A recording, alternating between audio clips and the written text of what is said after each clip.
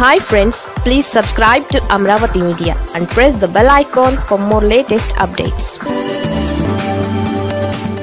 Lokesh red book దెబ్బకు కూటమిలో బేటలు. Red book ఏమిటి? రెడ్ బుక్ అసలు ఇలాంటి బుక్ అన్నది ఒకటి ఉంటుందా? ఈ తరహా చర్చ గతంలో నడిచింది. దానికి ఛాన్స్ ఇచ్చిన వారు నారా లోకేష్. ఆయన మెదడులో నుంచి పుట్టిన ఒక వినూత్న పొలిటికల్ థాట్గా రెడ్ బుక్ని అందరూ చూశారు. లోకేష్ యువగళం సభలలో రెడ్ బుక్ ఒకటి రాస్తున్నాను అని చెప్పినప్పుడు మొదట్లో లైట్ తీసుకున్న వారు సైతం ఇప్పుడు ఏపీలో టీడీపీ కూటమి ప్రభుత్వం అధికారంలోకి వచ్చాక దాని మీద పూర్తి స్థాయిలో చర్చిస్తున్నారు. అందుకు కారణం రెడ్ బుక్లో రాసుకున్న పేర్లను బట్టి వరుసగా వైసీపీ నేతల మీద కేసులను నమోదు చేస్తున్నారని ప్రతిపక్ష వైసీపీ ఆరోపిస్తోంది. రెడ్ బుక్లో ఉన్న పేర్లలో ఒకటిగా మాజీ ఎమ్మెల్యే వల్లభనేని వంశీని అరెస్ట్ చేయడం అన్నది కూడా ఉంది. వంశీ అరెస్ట్ ఏపీ రాజకీయాలలో సంచలనం రేపింది. వైసీపీ కూడా ఈ ఇష్యూని సీరియస్గా తీసుకోవడం, జగన్ వంశీని ములాఖత్ ద్వారా పలకరించడం వంటివి జరిగిన తరువాత ఈ చర్చ మరింతగా పెరిగింది. ఇక రెడ్ బుక్లోని పేర్లు వంశీతోనే ఆగవని, ఇంకా మాజీ మంత్రులు అనేక మంది ఉంటారని, వారందరి విషయంలో అరెస్టులు, కేసులు ఉంటాయని ప్రచారం పెద్ద ఎత్తున సాగుతోంది. ఈ నేపథ్యంలో రెడ్ బుక్ అనేది ఇప్పుడు హాట్ టాపిక్గా మారింది. అదే సమయంలో రాజకీయంగా ప్రకంపనలు రేపుతోంది. ఈ క్రమంలో రెడ్ బుక్ని తూచా తప్పకుండా అమలు చేస్తున్నది మంత్రి నారా లోకేష్ అని కూడా ప్రచారం సాగుతోంది. వంశీ అరెస్ట్ తరువాత లోకేష్ మీడియాతో మాట్లాడుతూ రెడ్ బుక్ అన్నది ప్రజల ఆమోదం పొందిందని చెప్పడము చర్చకు తావిచ్చింది. తాను 90కి పైగా సభలలో రెడ్ బుక్ గురించి జనాలకు చెప్పానని, తమ ప్రభుత్వం అధికారంలోకి వస్తే కనుక రెడ్ బుక్లో రాసుకున్న మేరకు అవినీతి, అక్రమాలు చేసిన వారి మీద చట్ట ప్రకారం కేసులు పెట్టి చర్యలు తీసుకుంటామని చెప్పామని ఆయన అంటున్నారు. వంశీ అరెస్ట్ తరువాత రెడ్ బుక్ విషయంలో సమర్థించుకుంటూ లోకేష్ చేసిన కామెంట్స్ ఇవి. ఇదిలా ఉంటే ఏపీలో కూటమి పాలనకు 8 నెలలు పూర్తయ్యాయి. పాలన ఇప్పుడే గాడిన పడుతోంది. సమస్యలు అనేకం ఉన్నాయి.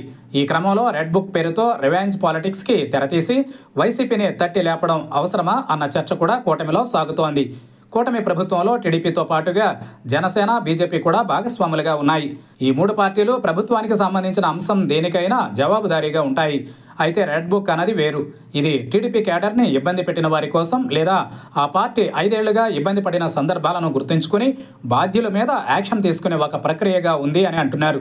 రెడ్ బుక్ పేరుతో ఏపీలో రివెంజ్ పాలిటిక్స్కి చోటిస్తే కూటమి ప్రభుత్వం అభాస్పాలవుతుందన్న చర్చ కూడా ఉంది. దాంతో తమకు సంబంధం లేకున్నా తాము కూడా రాజకీయంగా ఇబ్బందుల్లో పడతామన్నది బీజేపీ వాదనగా ఉంది అని అంటున్నారు. రాష్ట్రంలోని సమస్యలు, పరిష్కారాలు, అభివృద్ధి, వీటి మీద ప్రభుత్వం ఫోకస్ పెట్టి పనిచేయాలన్నది కూటమిలోని బీజేపీ లాంటి పార్టీల వాదనగా ఉందని అంటున్నారు. నిజానికి రెడ్ బుక్ పేరుతో అరెస్టులు చేయడం వల్ల వైసీపీకి లేనిపోని సానుభూతి తెచ్చిపెట్టడం అవుతుందని, జనాలకు కూడా నచ్చే అంశం కాదని అంటున్నారు. ప్రభుత్వం మంచి పనులు చేసి దానిని జనంలో ఉంచి చెప్పుకోనియకుండా ఈ రివెంజ్ పాలిటిక్స్ హాట్ టాపిక్గా మారితే అప్పుడు మొత్తానికే ఇబ్బంది అవుతుందని బీజేపీలో చర్చగా ఉందని, ఇన్నర్ సర్కిల్ స్టాక్గా ఉంది అని అంటున్నారు. పైగా కూటమిలో ఉన్న పార్టీలకు ఇది ఏమాత్రం సంబంధం లేని విషయంగానూ చూస్తున్నారనే చెబుతున్నారు. ఎక్కడో ఒక చోట రివెంజ్ పాలిటిక్స్కి ఫుల్ స్టాప్ పెట్టకుండా వారు చేశారని వీరు, మళ్ళీ వీరు చేశారని వారు, ఇలా ఇచ్చుకుంటూ పోతే ఏం లాభం అన్నది కూడా ఒక చర్చగా ఉందట. బీజేపీ అయితే ఈ రెడ్ బుక్ మీద అంతగా ఆసక్తిని చూపించకపోగా వ్యతిరేకిస్తోందని అంటున్నారు. ఇప్పటికైనా రెడ్ బుక్ పేరుతో కేసులు, అరెస్టుల విషయంలో ఎక్కడో ఒక చోట ఆగిపోతే ఏపీ కోసం కష్టపడుతున్న కూటమి ప్రభుత్వానికి ఉన్న పేరు, శ్రమ అన్నీ కూడా ఇందులో పడి కొట్టుకుపోతాయని అంటున్నారు. అయితే రెడ్ బుక్ అన్నది టీడీపీకి, మరీ ముఖ్యంగా లోకేష్కి చాలా కీలకంగా ఉంది. ఆ మధ్యన దావోస్ ట్రిప్కి లోకేష్ వెళ్ళినప్పుడు కూడా అక్కడ పార్టీ సానుభూతి పరులకు ఆయన రెడ్ బుక్లో ఉన్న వారి మీద యాక్షన్ తప్పనిసరిగా ఉంటుందనే మాట ఇస్తున్నామని స్పష్టం చేశారు. మరి అంతలా రెడ్ బుక్ మీద టీడీపీ యువ నాయకత్వం ఫోకస్ పెడుతూ ఉంటే బీజేపీ వ్యతిరేకిస్తుంది అన్న వార్తలు మాత్రం కొత్త చర్చకు తావిస్తున్నాయి. కూటమికి పెద్దన్నగా టీడీపీ ఉంది. ఆ పార్టీ మాటే చెల్లుతుంది. మరి రెడ్ బుక్ వద్దంటే బీజేపీ ఏం చేస్తుంది?